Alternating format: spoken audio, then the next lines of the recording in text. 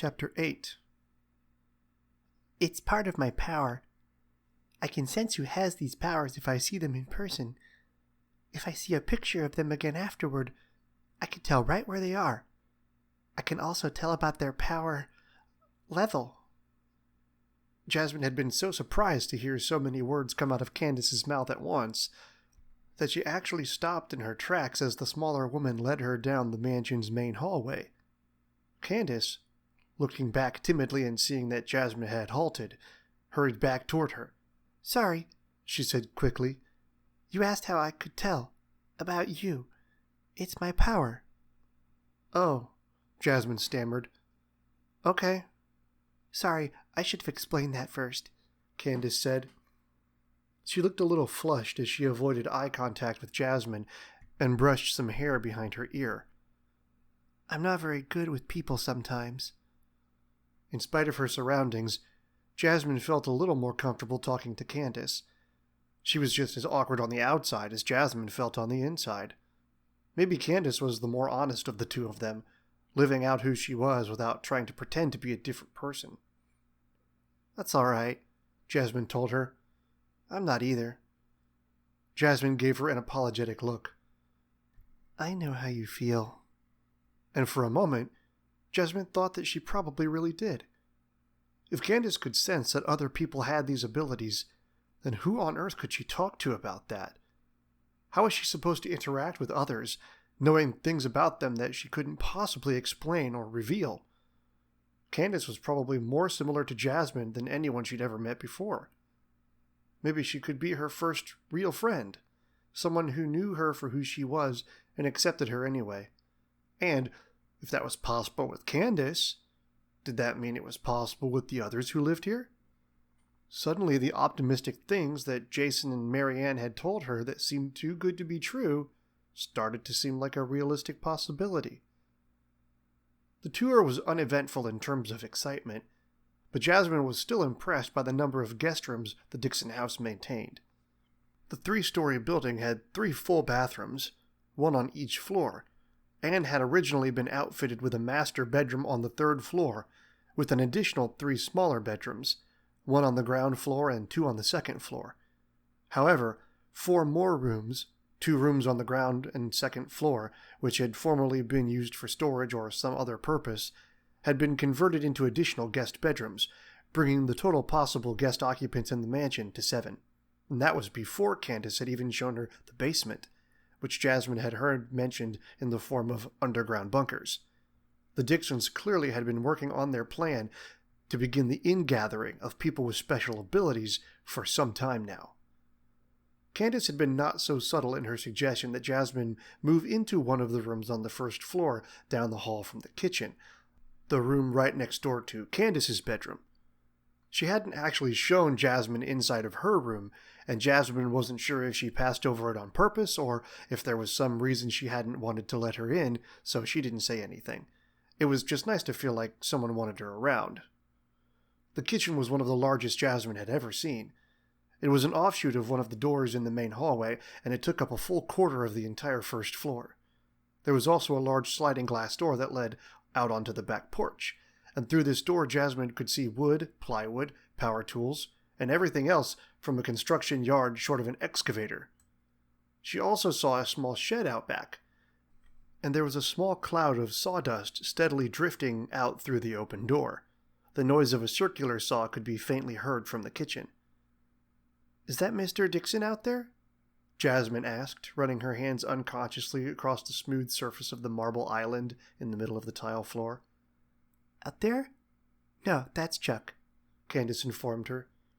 Jasmine smiled a little, trying to keep from giggling. She couldn't stand that name. It reminded her of a fictional show she'd seen when she was younger, where the name Chuck had been attached to an extremely obese man who made chili. But Candace caught her amusement and called her out. "What?" she asked, forming her own grin. "You know a guy named Chuck?" "No," Jasmine hesitated, trying not to laugh but no longer able to hide her smile. Does Chuck make chili?" Candace paused, thinking.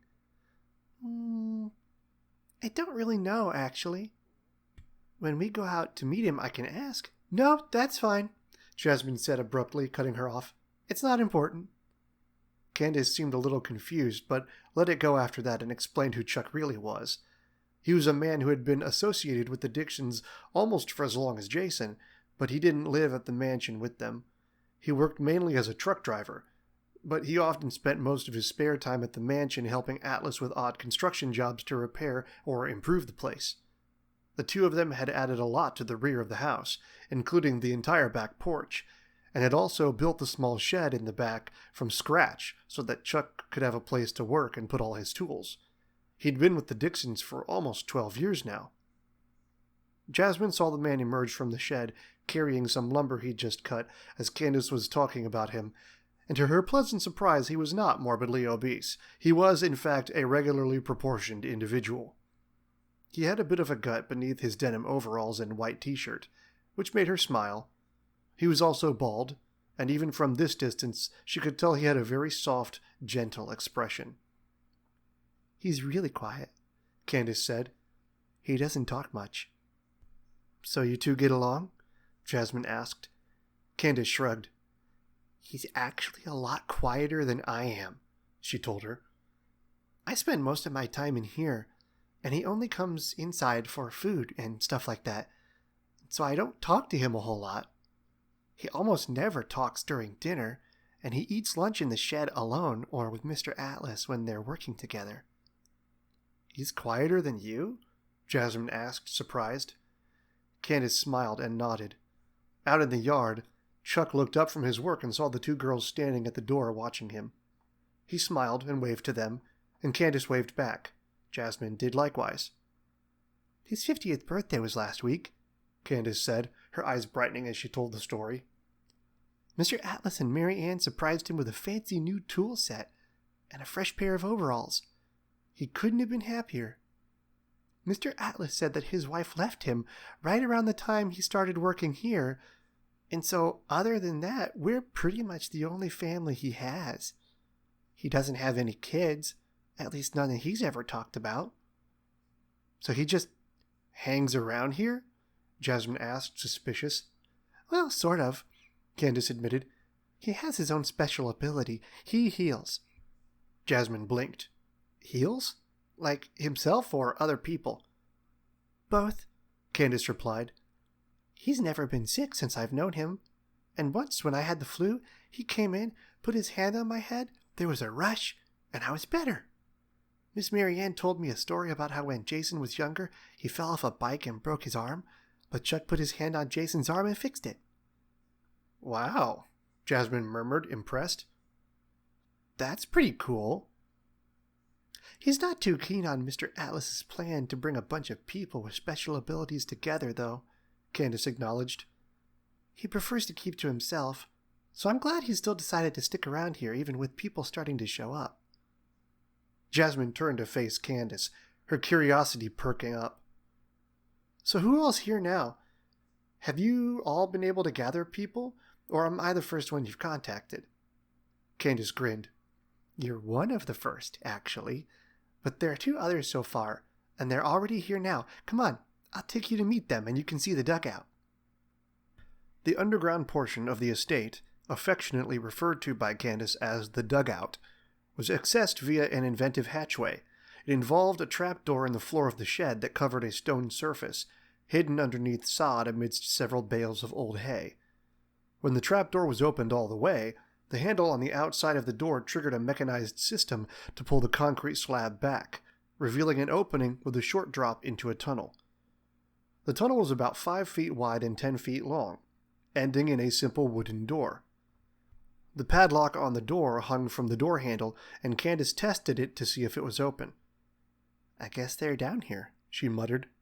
"Usually the door is locked, but ever since that one man with all the weapons showed up, Mr. Atlas is pretty convinced we're secure down here." Her voice trailed off, and Jasmine felt butterflies in her stomach. The combination of entering a new and secret location, even with an escort, and the concept that this place was supposedly filled to bursting with myriad instruments of death hidden down here outside her range of vision, made her as uneasy as she had been when she'd first driven up to the mansion. The walls were made of what appeared to be wooden beams and new concrete, placed and poured into selective spots to reinforce a much older structure. Candace explained that the set of underground shelters had been constructed on the property by a previous owner of the estate during the Cold War era. Atlas and Marianne had inherited the property from her military parents, and a good chunk of their initial ancestral wealth had been spent refurbishing the bunkers and connecting them by digging short underground tunnels in between each of them. There was a total of 4 individual shelters, each of them used for something different and extending in a straight line underneath the ground, out in the direction of one of the fields behind the barn. The first room was a large square-shaped room, about as big as one of the bedrooms in the house. This was a storage room, but not for storing things that were typical of quaint, rural lifestyle. There were several sets of hazmat suits hung on rungs fastened to the far wall, some extra gas masks in a clear plastic bin beside that, and also a very large plastic bin containing what appeared to be a massive collection of all different kinds of batteries, A batteries, AAA batteries, Big D batteries, car batteries, and other kinds that Jasmine had never seen before, all of them painstakingly wrapped in several layers of aluminum foil. To help protect them from a possible EMP attack, Candace had explained. The room was also home to 2 generators, one very large one that Jasmine suspected was already wired into the house, and a smaller one that could be easily transported to another location. There were also several large wooden crates, 3 to be exact, the contents of which Jasmine was not shown. She asked Candace what was inside them, but she told Jasmine that even she didn't know everything that was hidden in this room, and that Atlas and Marianne had lovingly informed her that it had nothing to do with her just yet, so she didn't need to know right now. "And that was good enough for you?" Jasmine wondered. Candace nodded. "It was okay with me after they promised that they weren't guns or bombs or anything," she said, likely able to tell what Jasmine's concerns were. The fact that Candace trusted them, but also made sure to double-check, was reassuring to Jasmine. "Plus, Jason says he knows, and he's apparently fine with it. I trust them." The next room was through the second wooden door. Each bunker was separated from the next by a series of thick wooden doors at every entrance and exit, and it was unremarkable except for the vast amount of canned food and other non-perishable items housed in it. The whole room was lined with several sets of shelves full of stored goods for an emergency, and also with several portable skillets. But the third room was the main attraction, and it was closer to what Jasmine had suspected was the big draw when she descended beneath the barn. It was at least 4 times the size of the other 2, so large that it had to be placed lower in the ground than the others so that it would actually be below the surface. The wooden door led to a simple metal staircase that functioned like an arena. There were metal bleachers installed onto either side of the large area, the same functioning as stairs on the other side, leading up to the wooden door on the far wall. On the far right, at the very end of the room, Jasmine saw a collection of plastic bins that had obviously been relocated there only recently. Their contents were spread out over the floor in a circular fashion. Practice melee weapons of every kind, several kinds of firearms, various forms of body armor, kicking and punching targets, and sparring gear were all organized on top of a gigantic red mat. The mat took up almost half the floor space, and Jasmine saw 3 humongous mirrors leaning against one of the walls, the purpose of which she couldn't fathom. Additionally, several of the plastic storage bins were still closed, sealed with 2 sets of securely fastened zip ties on each handle. In the middle of this organized chaos stood 4 people, one of whom Jasmine had already met. Jason's face lit up when he saw her approach, and he immediately broke from the group to meet her as she came forward. "Jasmine!" he called, a broad grin stretching across his face. He seemed to stop halfway as if he remembered something, and when she came within acceptable distance, he spoke to her somewhat self-consciously. Hi," he stammered, straining in futility to make eye contact like a reasonable human being. I'm glad you came." Jasmine didn't quite know how she should respond to him, so she simply nodded and said thank you as politely as she could. Candace didn't say a word, and her face was tilted down so that her hair hid her expression. Jasmine was grateful when 2 of the other members of the group also approached, but she was rapidly less so when she saw the third man standing off to the side. He was dressed in a black overcoat, and beneath it wore a thick belt across his chest that held a series of blades. She could also see the strap of a sheath or holster, she couldn't tell which, on his leg. His most outstanding feature was the hood pulled over his head, nearly obscuring his face. It was then that she realized he must have been the one to bring all the weapons and the fighting equipment, and she glanced with dread at the unopened cases, now wondering what on earth could possibly be inside them. The other two guests put her a little more at ease, especially when she saw the tenderness on the face of the other man. He and the woman with him came up to her right away, the woman reaching out to shake her hand. "Hello," she said cheerfully. There was a brightness to her face and her voice that Jasmine found a hard time understanding. "My name is Isabella, and I'm very happy to meet you," she said, stepping back so that Jasmine could numbly shake the hand of the man next to her. "And I'm Quint, her fiancé," he followed. Jasmine felt herself deflate a little, the anxiety inspired by the armed, dark, hooded man in the background starting to fall away. Quint's smiles made him look kind and encouraged Jasmine to trust him right off the bat, and in spite of the vast newness of everything today, this was one more piece to help her see all of it in a positive light. Jasmine swallowed, gathering her courage to speak up among all these strange people. "And so, what powers do you two have?" Isabella held up her hands. "Oh, I don't have any powers, actually." She continued to speak about herself and her fiancé's abilities, but Jasmine's world fell away at those first words. Her mouth dried up. So this wasn't just a place for people like her. There were normal people here too? How many other average people from outside were a part of this group? Why was Isabella here? Wasn't it dangerous to have her around? She pushed the majority of those concerns aside, chiding herself for being so worried. She had said she was Quint's fiancé, and she obviously knew about his powers. She knew about everyone's powers now, and she didn't seem all that worried either. If Isabella, a normal woman without a secret of her own, was able to share Quint's secret with him, she could probably be trusted to share Jasmine's and Jason's and Candace's and all of the rest.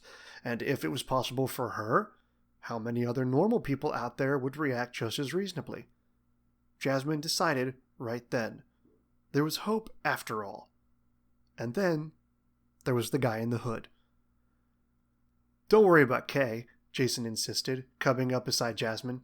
He gestured to the man in the coat, who stood with his arms crossed as he simply stared at the newcomer. "Kay, this is Jasmine." "Yes, I heard her the first time," Kay replied curtly. "No offense, but I've got a lot of setting up to do, so if you'll excuse me." Kay walked through the middle of the group, and Jasmine nearly skipped backward to get out of his way. As he moved through, Isabella, who was either oblivious to Kay's gruff manner or decided not to acknowledge it, tugged on Quint's sleeve. "Honey, did you want to stay and help him set up?" Kay paused, turning halfway to look at the couple to wait for Quint's decision. The two quickly became enamored with one another's gaze and drew close to speak softly. "Did you want me to come back to your place to help you with dinner?" he required. "It's up to you, dear," she replied sweetly. "What time do you want to eat?" "Whenever is most convenient for you, or I could come back to your apartment and we could eat there." Jasmine turned to see how Kay was viewing this interaction, but he had already walked away toward one of the unopened bins, not patient enough to wait for the issue to be decided. "I'll help," Jason said, stepping forward. He reached out to help Kay lift the bin, but the older man motioned him away with a hand. "Not this one," he said firmly, pointing to one of the others. "Grab that one. Bring it over here." Jasmine turned and saw Candace standing several feet away, watching the proceedings, specifically watching her and how she interacted with everyone. The newcomer meandered over to where her new friend stood, earning a pleasant smile from beneath the sandy blonde hair. The two stood there, watching the proceedings, and Jasmine finally spoke first when she realized that Candace wasn't going to. "That guy, Kay, is, pretty intense," she murmured, unreasonably paranoid that he might somehow hear her. Candace nodded with that same smile. "That couple seems pretty nice," Jasmine continued. Candace nodded again. "I really like Isabella," Candace said, watching as the happy couple shared a not-so-covert giggle. Jasmine paused, opening her mouth, then closing it before deciding whether or not she should say what had just popped into her head. Then she decided to test the waters anyway. "Jason's pretty much in love with me," she said flatly. Candace covered her mouth with one hand, trying to suppress a snort that ended up coming through her nose nonetheless. She composed herself and sighed with a big grin. "It's probably true," she admitted. "No, it's not," Jasmine said just as quickly, as if refusing to acknowledge it a second time would somehow make it more harmless. That's not going to keep you from staying, is it? Candace wondered aloud. This time it was Jasmine's turn to sigh. Oh, I don't know. She was genuinely conflicted. Marianne and Candace and the rest of the group here seemed like really nice people, aside from the sternness of Kay and the annoyance of Jason. And they'd gone above and beyond to welcome her, but she felt that even with everything she'd seen, she felt that they might be going about things the wrong way, or at least they might not be going about things in just the right way. Jasmine was fighting this nagging feeling that they simply didn't understand her or her situation, and her desire to keep her secret probably stemmed from a lifetime of hiding. One didn't just open up to a group of any size overnight. At this point, it was less about getting in trouble for being special and more about protecting her feelings. She knew she didn't have to be afraid of being discovered by this group, but because of that, she knew that the possibility of being disappointed was even more real than ever before. The deeper she let them in, the more potential damage they could do to her heart. But was it worth it? She had already experienced so much today she never thought she would, and one of the things that had made her certain about the possibility of acceptance was Isabella. The interactions today were living proof, right in front of her eyes, that it was possible for people with powers and people without powers to coexist together in peace and harmony. For crying out loud, Isabella was engaged to a man who could do extraordinary things. And then there was something else, an underlying facet that threatened to grow larger than everything else put together. She was curious. A lot had been said about her own potential, and above all else, this place represented the possibility of finding out just what exactly she could do, what all of them could do. What sort of things was she capable of, and how long would it take her to discover them? There was only one way to find out. Jasmine spoke, haltingly at first, but as Candace listened to her calmly, she gathered up the courage. I need to think about this for a little bit, she told the older woman. Okay. Well, I'll come back tomorrow, probably. And then we can see about what to do then. Candace was elated in the quiet kind of way that seemed so like her. That's great, she said in a very low-key tone. I'll make sure your room is all ready when you get here.